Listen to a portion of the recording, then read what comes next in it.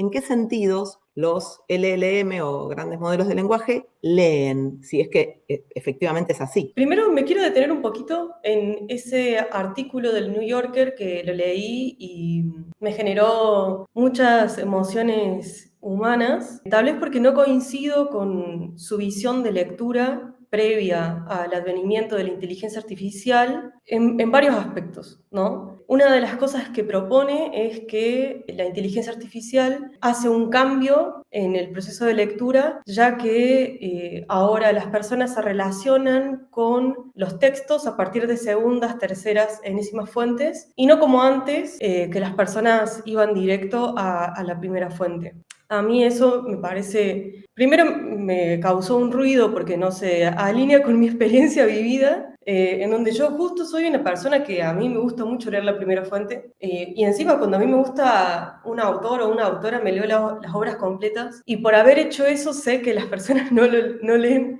las primeras fuentes, no se relacionan con los textos originales de primera mano. Y bueno, me pareció divertido recordar cuando yo estaba en la Facultad de Artes, que no terminé, que incluso existía el chiste de quién leyó a Hegel realmente. O sea, si alguna vez vamos a conocer a alguien que haya leído a Hegel. Y bueno, ahí está Séneca en el año 60 después de Cristo diciendo, lee a Lucilio, voy a leer, abandona la esperanza de poder captar mediante resúmenes la sabiduría de los hombres eminentes. Entonces yo creo que es un problema que tenemos o una realidad de la lectura que tenemos como hace un poquito antes que el advenimiento de la inteligencia artificial. Así que ya ahí me empecé a pelear con este periodista del New Yorker. Y por otro lado, me pareció muy provocadora la aseveración de que el libro no ha sido cuestionado o no ha sufrido transformaciones desde el siglo XIX con la imprenta y eso, porque creo que es algo muy del arte, de que el arte es como un paraguas interdisciplinar para los experimentos indisciplinados, amorfos, que caminen en los límites del conocimiento y del conocimiento previo, ¿no? Y ahí tenemos cosas como Ulises Carrión en el arte nuevo de hacer libros, en donde a través de la postliteratura y el arte postal se piensan otras formas de relacionarnos con el acto de lectura y el libro como objeto. Me parece que esto es como un antecedente importante de los años 60, de ese cambio, en donde incluso en este libro, ¿no?, se habla de los nuevos libros, los nuevos textos que tienen velocidades variables dentro y que implican velocidades variables de lectura por parte de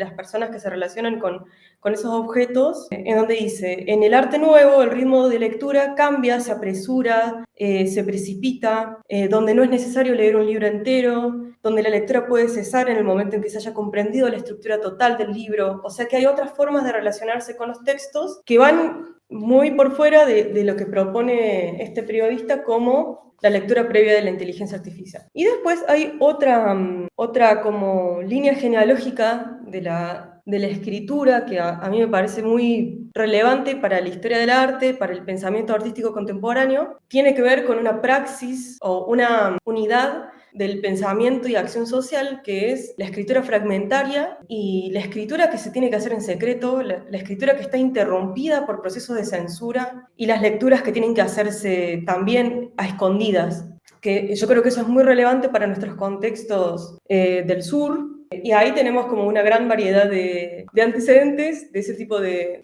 escritores y lectores, como los que leemos a Walter Benjamin, que propone incluso la escritura fragmentaria como un acto que une de manera artística su objetivo con su contenido y su método, de una manera incluso redentora o mágica, que trae la salvación al poder unir todas esas facultades y al ser el lenguaje no un medio, sino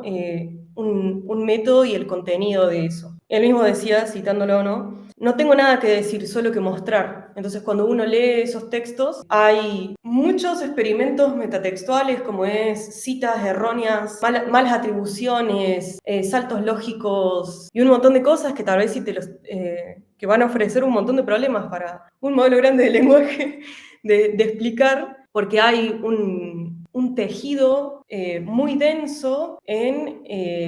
esa construcción de ese texto. Y después en otro tipo de textos fragmentarios tenemos otros textos como los de Cook, que tienen un fin, que también son textos breves con un fin político, escritos desde el exilio, la persecución, la proscripción, pensados para personas que están en esa situación. Entonces, nada, todo esto para decir, che, hay como una historia de lo fragmentario que a nosotros nos es muy relevante políticamente, que no tenemos que dar por sentado que la lectura es un proceso contemplativo que se hace durante meses en el patio de una persona que está muy cómoda, sino que la escritura es parte de un montón de procesos sociales y todas estas cosas también determinan métodos de lectura. Eso por un lado.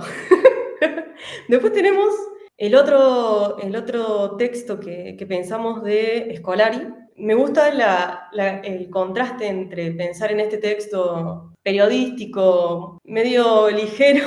de fuentes, y después Scolari, que es un hilo de Twitter, del ex Twitter, me pareció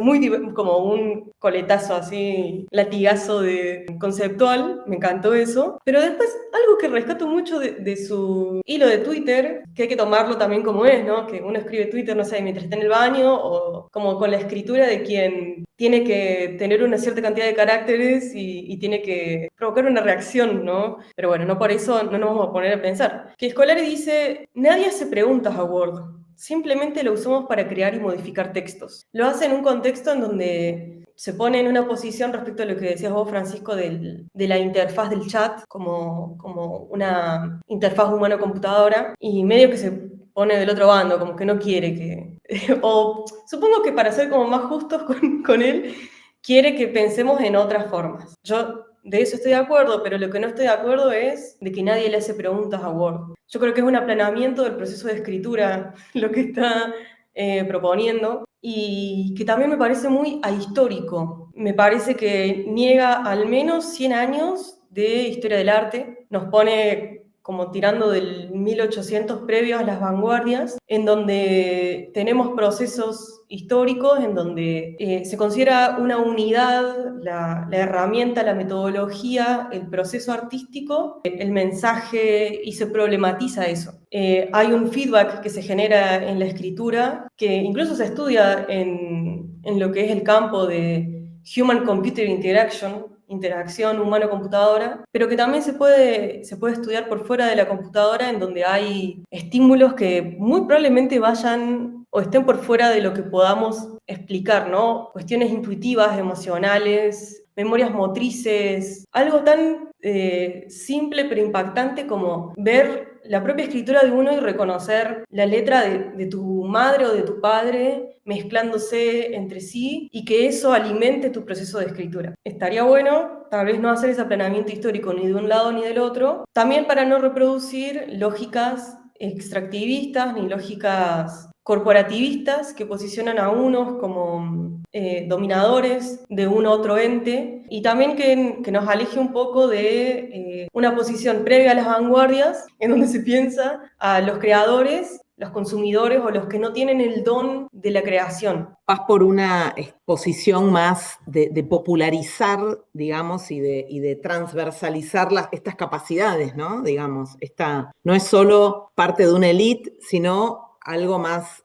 transversal y amplio, diríamos. Sí, en donde ya esto, tal vez, creo que estaría muy bueno que haya, así como hay un movimiento de divulgación científica, creo que a las artes nos hace falta un movimiento de divulgación artística, porque hay muchos conocimientos que se generan dentro del campo artístico que, al no ser divulgados, no penetran otras capas de conocimiento, y este conocimiento práctico, epistemológico, el acto creativo no es un acto individual, ni es un momento de alineación divina, única, de inspiración, sino que es algo que es procesual, que es explicable, que es experimentable, que es comunitaria. Son parte de una historia del arte de al menos 100 años.